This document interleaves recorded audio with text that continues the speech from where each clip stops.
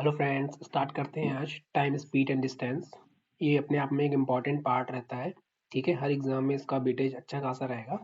और इस कुछ चैप्टर में हम आपको एक चीज़ बता देंगे कि इसमें आपको एक तरीके से फॉर्मूले ना के बराबर यूज़ करने हैं। हम लोग मैक्सिमम इसमें जो यूज़ करने वाले हैं वो रेशियो का पार्ट ही यूज़ करेंगे। ठीक, जैसे इसमें आपका जो मेन कॉन्सेप्ट होता है distance is equal to speed into time. एक तो आपको ये कॉन्सेप्ट याद रखना पड़ेगा। इस कॉन्सेप्ट पे डिपेंडेंट क्वेश्चन जो आते हैं जिसमें हम लोग रेशियो वाला पार्ट यूज करेंगे, जिसमें अगर पहला केस है आपके पास, अगर डिस्टेंस कांस्टेंट है तो उस केस में स्पीड जो होती है टाइम के इनवर्स होती है, या फिर टाइम जो है वो स्पीड के इनवर्स हो जाती है। ये आपको ध्यान रखना है। दूसरा केस, ये तीन केस दिए गए बेटा, इस पे लगभग 70 to 80% क्वेश्चन आपको देखने को मिल जाएंगे। हम लोग मैक्सिमम इन्हीं का क्वेश्चन में यूज करेंगे। दूसरा कॉन्सेप्ट आपका रहेगा, अगर टाइम कांस्टेंट है तो distance is directly proportional to speed होगी। और तीसरा कॉन्सेप्ट होता है, स्पीड अगर कांस्टेंट है तो हमारे पास distance is directly proportional to time रहता है। ठीक है, इन तीनों कॉन्सेप्ट के ऊपर क्वेश्चंस बहुत फेस होंगे। मैक्सिमम आपको देखने को मिलेगा अगर डिस्टेंस सेम है या कांस्टेंट है तो speed is directly inversely proportional to time. एक तो ये लगाना है आपको। सेकंड केस, अगर हमारे पास क्वेश्चन ने बोला है कि टाइम सेम है, अगर टाइम सेम है तो आपका डिस्टेंस होता है ये डायरेक्टली प्रोपोर्शनल होता है स्पीड के। इन दोनों को ही यूज करेंगे। अच्छा, इसमें एक कॉन्सेप्ट आपका जो आएगा क्वेश्चंस का वो हम आपको एक्सप्लेन कर दे रहे हैं। जैसे कि इसमें बोला है कि हम लोग मैक्सिमम क्वेश्चंस को देखेंगे, इसमें आपको हमेशा मीटिंग का ही टाइम पूछेगा। कहीं पे एक मान लो पर्सन ए से चला है, एक बी से चला है और दोनों कहीं पे आके मिल गए हैं, और यही टाइम आपसे पूछा जाता है मैक्सिमम केसेस में।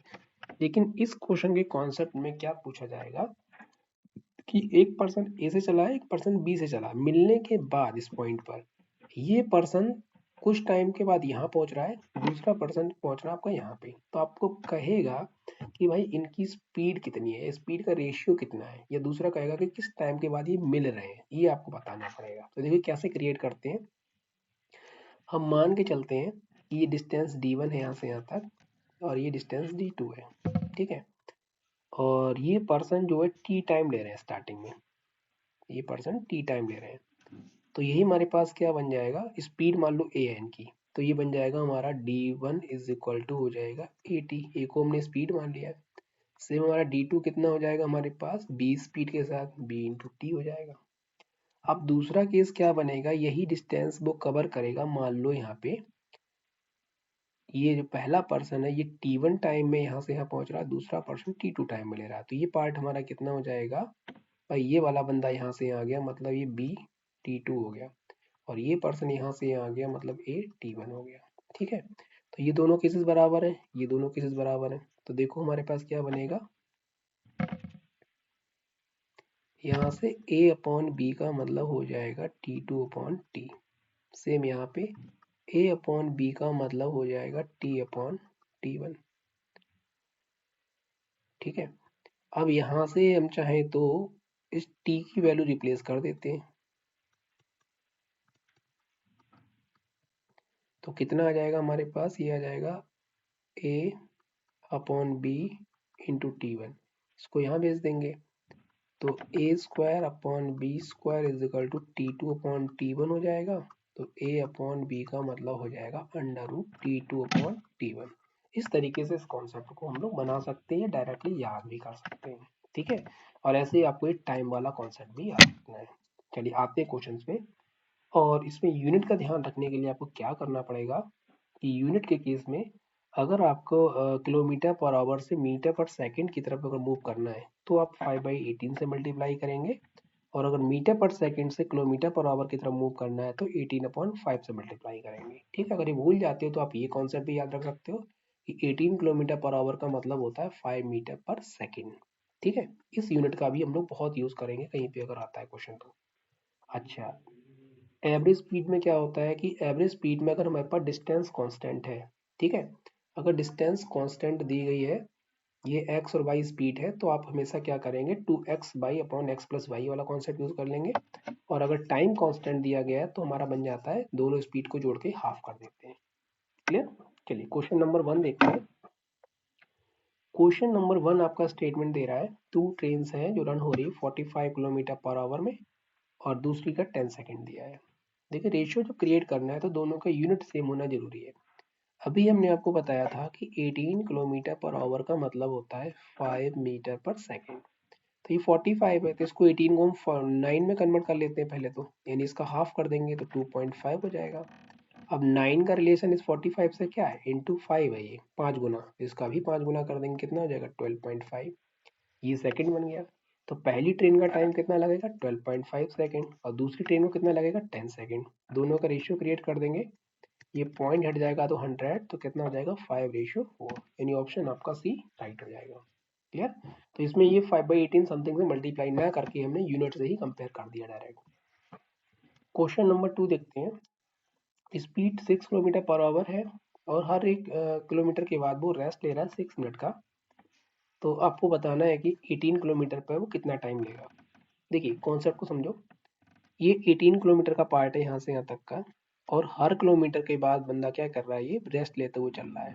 ठीक है, हर किलोमीटर के बाद क्या कर रहा है, यहाँ पे 6 मिनट का रेस्ट ले रहा है। तो देखिए कितने ब्रेक उसको लेने हैं, 1 से लेकर 18 तक वो जाएगा तो 1 2 3 4 5 6 7 कितना 17 टाइम्स उसके ब्रेक लगेंगे, और एक ब्रेक पर वैल्यू कितनी है 6 मिनट की। तो 17 टाइम्स में कितना हो जाएगा, 6 इंटू 17 मतलब 102 मिनट, ये इतनी देर का तो ब्रेक हो गया। अगर यही पर्सन नॉर्मल जाता 6 किलोमीटर पर आवर की स्पीड से तो 18 किलोमीटर जाने में कितना टाइम लगता है उसको, नॉर्मल केवल 3 घंटे लगते हैं।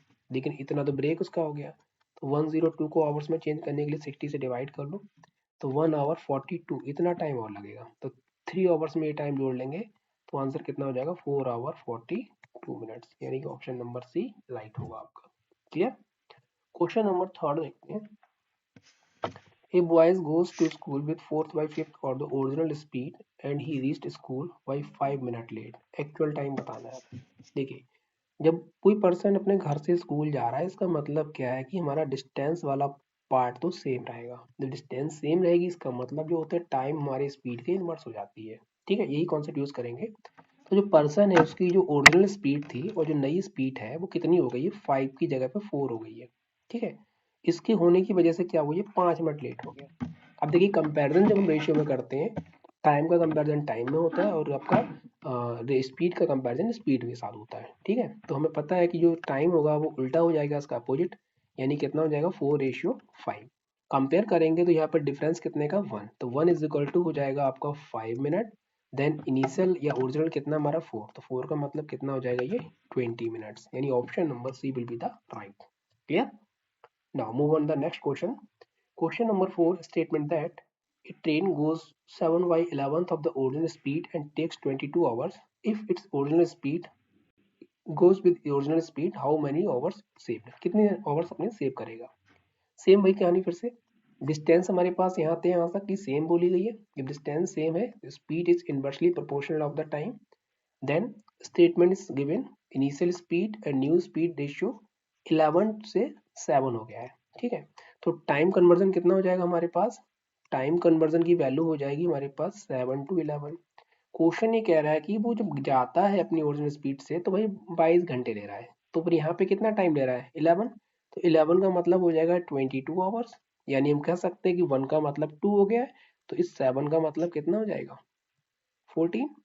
क्वेश्चन कह रहा है कि कितने ओवर सेव किए, तो इनके बीच का डिफरेंस कितने का है, डिफरेंस आप बता देंगे कितना हो जाएगा भाई 8 आवर्स, यानी ऑप्शन नंबर आपका first will be the right. सीधे सीधे कंपेयर करना है, अदरवाइज नो क्वेश्चन। ठीक है, नेक्स्ट क्वेश्चन देखते हैं। Speed of the father and son is 12 kilometer and 18 kilometer. ये फादर की स्पीड है और ये सन की स्पीड दे रखी है 12 and 18। They want to travel A to B and son start after 30। देखो यहाँ से यहाँ तक स्टोरी समझते हुए चलो पहले। ये 39 मिनट्स का मार्जिन दे दे रहा है, ये सन है ये फादर है। ठीक है, एंड रीच 21 मिनट, और ये पहले पहुंच जा रहा है, मतलब जब तक ये फादर आपका यहाँ पहुंचने वाला था तो ये 20 मिनट का मार्जिन और रह जाता है, ये फादर का और ये सन का। तो आपको बताना डिस्टेंस कितना है, तो आप एक चीज समझो, तो टाइम का कितना मार्जिन, 39 मिनट का मार्जिन यहाँ लिया, 20 मिनट का मार्जिन यहाँ लिया, मतलब मिलाकर कितना मार्जिन हुआ उसके पास 29, 39 और 21 का मतलब हो गया आपका 60 मिनट्स, ये 60 मिनट्स का मार्जिन ले लिया उसने। क्लियर। अब देखिए डिस्टेंस तो सेम रहेगी यहाँ से यहाँ तक। जब डिस्टेंस वाला पार्ट आपका सेम है तो we can say that time is inversely proportional of the speed. Now we find the ratio of the speed of father and son is 2:3. We know the time is inversely proportional of speed. Now the time convert is 3:2. Now the gap of 3:2 is 1. Now the time is so here 60 minute. तो 1 is equal to 60 minute हो गया है। तो आपको बताना है कि भाई डिस्टेंस कितनी, तो कोई भी एक वैल्यू आप निकाल लो। 3 की वैल्यू अगर निकालते हैं, 3 का मतलब कितना हो जाएगा आपका 180 मिनट। 180 मिनट का मतलब कितना होता है 3 आवर्स। ठीक है, अब यहाँ पे डिस्टेंस निकालेंगे। डिस्टेंस पे equal to speed into time. Speed कितनी है 12 और ये कितना है 3, मिलाकर हो जाएगा 36 किलोमीटर। ये आंसर हो जाएगा ऑप्शन नंबर बी। आप चाहो तो सन की स्पीड का यूज करके, सन की स्पीड का टाइम यूज करके भी निकाल सकते हो। आंसर है no variation. Clear? Okay, now move on the question number 6। Two cyclists start a circular track and the given the point in the opposite direction, speed of 7 meter per second, 8 meter per second. If the circumference of the circle is 300 meter, at what time they will meet from the starting point? Now we can see ये circular track है, दो cyclist हैं, opposite direction में चल रहे हैं, एक इधर जाएगा एक इधर जाएगा। एक की स्पीड है 7 मीटर पर सेकेंड और एक की स्पीड है 8 मीटर पर सेकेंड और सरकमफेरेंस कितना आपके पास 300 मीटर ही पूरा दे रखा है। ठीक है, अगर स्टार्टिंग पॉइंट पे मीट करना है, आपको पॉइंट याद रखनी है, अगर स्टार्टिंग पॉइंट पे ही बंदों को मीट करना है तो हमेशा लेते हैं टाइम का एलसीएम। अगर उनको कहीं पे भी मीट कराना, फर्स्ट टाइम का मीट हो रहा है, तो हमेशा लेते हैं रिलेटिव स्पीड। ये आपको ध्यान रखना होगा। Clear? Now first we find the speed of persons. Speed कितनी हो जाएगी 300/7। ये पहले पर्सन की स्पीड हो गई। अब दूसरे पर्सन की स्पीड निकालेंगे तो कितना हो जाएगा 300/8। इसमें रिलेटिव स्पीड का कोई मतलब नहीं हमें यूज करना है, क्योंकि हमने क्या किया है, ये आपको सॉरी स्पीड नहीं टाइम कन्वर्ट कर लिया हमने। पहले पर्सन का टाइम हो गया इतना, दूसरे पर्सन का टाइम हो गया समथिंग। ठीक है, स्टार्टिंग पॉइंट पे मीट कराएंगे दोनों का तो दोनों का ले लेंगे एलसीएम। अब एलसीएम का कॉन्सेप्ट क्या होता है, जब भी फ्रैक्शन का एलसीएम निकालते हैं तो एलसीएम अपॉन एचसीएफ होता है। तो ऊपर वाले का एलसीएम लेंगे तो कितना हो जाएगा 300 और नीचे 7 और 8 का एचसीएफ कितना होता है 1। तो आंसर कितना हो जाएगा आपका 300 सेकेंड, यानी ऑप्शन नंबर आपका C will be the right. Clear?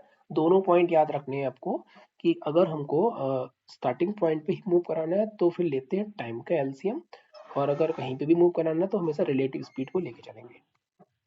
Question number 7। Two persons A and B running in a circular track, speed 15 meter per second, 25 meter per second. Clear? Track है आपका 1200 meter का और they had the same place, start कर रहे हैं, same direction है। Find the starting the meet, कब मिलना है और स्टार्टिंग पॉइंट पर कब मिलना, दोनों पॉइंट आपको बताने इसमें। डायरेक्शन सेम है, एक चल रहा है 15 मीटर पर सेकेंड के हिसाब से और एक चलेगा आपका 25 मीटर पर सेकेंड के हिसाब से। राइट? अच्छा, सर्कुलर ट्रैक हमारा कितने का है 1200 मीटर का है, सेम डायरेक्शन में चल रहे हैं। तो सबसे पहले हमने आपको बताया था कहीं पे भी जब मूव कराना है तो इनकी रिलेटिव स्पीड निकाल लेते हैं। रिलेटिव स्पीड कितनी हो जाएगी, आपको डिस्टेंस तो दे ही रखा है, टाइम निकालना है तो क्या हो जाएगा distance upon speed. Distance 1200 meter, ये भी मीटर पर सेकेंड में, दोनों का अंतर कितने का है 10 का, ये कैंसिल हो जाएगा तो आ जाएगा 120 सेकेंड। ये हो गया पहला आंसर आपका। अब सेकंड आंसर जब निकालेंगे तो पहले हम दोनों का टाइम निकालेंगे। पहले पर्सन का टाइम कितना हो जाएगा 1200/15 80। दूसरे पर्सन का टाइम हो जाएगा 48। ठीक है, अब हमने बताया जब भी इनको स्टार्टिंग पॉइंट पे मूव कराना है, मीट कराना है सॉरी, स्टार्टिंग पॉइंट पे जब मीट कराते हैं तो इनका लेते हैं एलसीएम। एलसीएम लेंगे हम 80 का और 48 का, तो दोनों का एलसीएम कितना होता है 240। तो 240 सेकेंड और 120 सेकेंड, ऑप्शन नंबर बी आपका राइट हो जाएगा। इस तरीके से क्वेश्चन सर्कुलर ट्रैक के आप बना सकते हैं। नेक्स्ट क्वेश्चन है, in a kilometre race A beats B by 100 metre and B beats by 200 metre in same direction, same race A beats C by, कितने से बीट कर रहा है। देखिए रेस वाले क्वेश्चन में क्या करना है, सबसे पहले आप ट्रैक को समझ लो। 100 मीटर सॉरी मान लेते हैं 1000 मीटर का है, ये 1000 मीटर का ट्रैक है। जब ए हमारा एंडिंग पोजिशन पे आ रहा है तो बी हमारा यहाँ कहीं पर रह जाएगा और ये जो हारता है ये 100 से हारेगा। ठीक, सेम जब बी हमारा यहाँ पहुंचेगा तो सी हमारा यहीं कहीं पर रह जाएगा, मतलब ये 200 से हार जाएगा। ठीक है, अब आप देखिए कि रेशियो कितना बनना है ए और बी का। ए जब आपका 1000 कवर करेगा तो बी हमारा केवल 900 कवर करेगा। जब बी हमारा 1000 कवर करेगा तो सी हमारा 800 कवर करेगा। तो रेशियो कितना हो गया 10:9। रेशियो कितना हो गया आपका 5:4, क्योंकि बी हमारा सेम पर्सन है तो इसका रेशियो हम सेम बनाएंगे। सेम बनाने के लिए क्या करेंगे, इस पार्ट में मल्टीप्लाई कर देंगे 5 से और इस पार्ट में मल्टीप्लाई कर देंगे हम 9 से। तो हमारे पास ए बी और सी की नई वैल्यू क्रिएट हो जाएगी 50, 45, 36। क्योंकि सर्कुलर ट्रैक हमने कितने का माना 1000 मीटर का, इसको 1000 में कन्वर्ट करने के लिए इंटू 20 कर लो। ये 1000, इसको 20 से मल्टीप्लाई करना नहीं क्योंकि हमें बी से मतलब नहीं, सी निकालना है। तो सी को 20 से मल्टीप्लाई करेंगे 720। दोनों के बीच का डिस्टेंस जो है उतने से ही हार गया, तो कितने का अंतर आ जाएगा 280 मीटर। यानी ऑप्शन नंबर आपका B will be the right. Question number 10 की, ये 9 ही है क्वेश्चन, नंबरिंग गलत हो गई है। क्वेश्चन नंबर 9 नेक्स्ट देखते हैं हम लोग।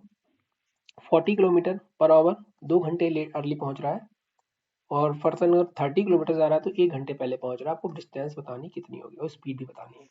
ठीक है, सेम क्वेश्चन वैसे ही बनेगा। स्पीड पहली और दूसरी स्पीड दे रखी है, एक 40 है और एक 30 है। डिस्टेंस आपकी रहेगी सेम। जब डिस्टेंस सेम है तो speed is inversely proportional of time होगा, मतलब ये 4:3 है तो टाइम का रेशियो आप बोल देंगे कितना 3:4।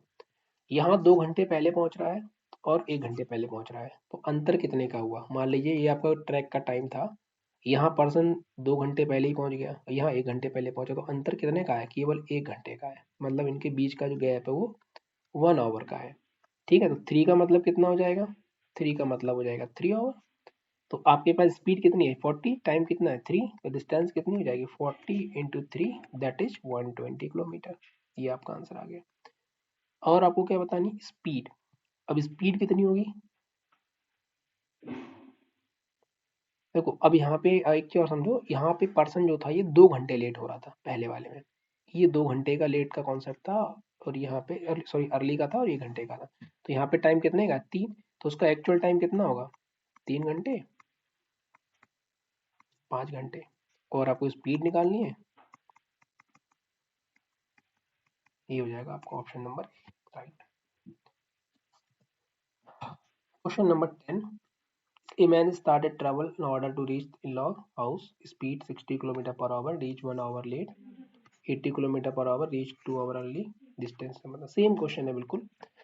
तो देखिए कैसे बनेगा स्पीड का रेशियो, इसको टाइम में कन्वर्ट कर लो। अंतर मान लीजिए टाइम था एक्चुअल, यहाँ पे 1 घंटा लेट हो गया मतलब बाद में पहुंच रहा है, यहाँ 2 घंटे पहले ही पहुंच गया, तो अंतर कितने का हुआ 3 का हुआ। मतलब गैप कितने का है, 1 का मतलब 3 घंटे, तो 4 का मतलब कितना हो जाएगा 12 आवर। तो यहाँ पे देखिए पहले वाले में वो 1 घंटा लेट हुआ, दूसरे वाले में वो 2 घंटे, ये अर्ली है और ये लेट है। ठीक है, तो सबसे पहले डिस्टेंस निकालते हैं। डिस्टेंस होती है स्पीड इनटू टाइम, तो कितना आ जाएगा 720 किलोमीटर। अब आप निकालेंगे इसमें आवर्स। देखिए यहाँ 12 घंटे लगा टाइम, लेकिन वो 1 घंटा पहले ही लेट था, यानी कि -1 कर दीजिए, कितना हो जाएगा 11 आवर। और साथ में निकालनी क्या है स्पीड, स्पीड निकालेंगे तो कितना हो जाएगा 720/11, ये डिस्टेंस और ये आपका टाइम। सॉल्व करेंगे तो इतने किलोमीटर पर आवर, ये आपके तीनों आंसर हो जाएंगे, ऑप्शन नंबर ए राइट होगा। ठीक है, तो इतने क्वेश्चन लिए, तो नेक्स्ट पार्ट में इसमें लाएंगे और भी अच्छे अच्छे क्वेश्चंस रहेंगे। लगभग हर टाइप के क्वेश्चंस कवर होंगे, जिसमें एक्सीडेंटल क्वेश्चंस भी रखेंगे, टाइम रिलेटेड भी क्वेश्चन रहेंगे। ठीक है, मिलते हैं अगले लेक्चर में, थैंक यू।